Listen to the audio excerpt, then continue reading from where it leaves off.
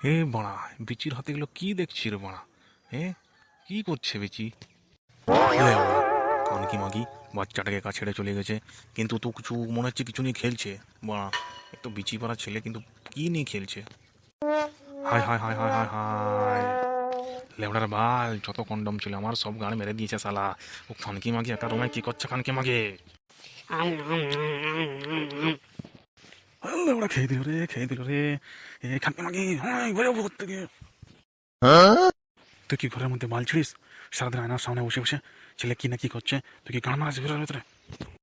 হ্যাঁ হ্যাঁ, সারাদিন তোদের জন্যই তো আমি চাকর খাটতে এসেছি। কখনো ছেলেকে বাগাও, কখনো শ্বশুরকে বাগাও, কখনো ভাতারকে বাগাও। মামাই গিয়ে আমার জীবনকে পানি করে রেখেছে। তুই জানিস টাকাটা আমি বাবার পকেট মার করে রেখেছিলাম, তাতে দিয়ে আমি কন্ডম কিনেছি। এরপর যদি কন্ডমটা দেখে প্লাস বাবা যদি টাকা খুঁজে, তো আমি কি জবাব দেবো? কেন না আমার ইউজ করা হলো, না পয়সাটা ঠিক জায়গায় লাগলো? বাকি তুই কি জানবি 10 টাকা রোজগার করতে কত কষ্ট হয় আমার?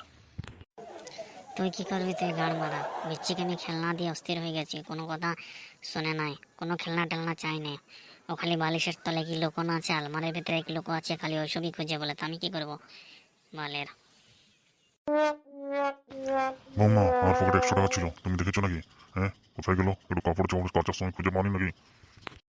লেওড়া গাঁড় মারিয়েছি, ধরা পড়ব যেটার বয়স সেটাই হয়। খানকিরে বাচ্চাকে যে কোনো উপায়ে বাঁচাই তো আজকে, নাহলে কিছু করা যাবে না।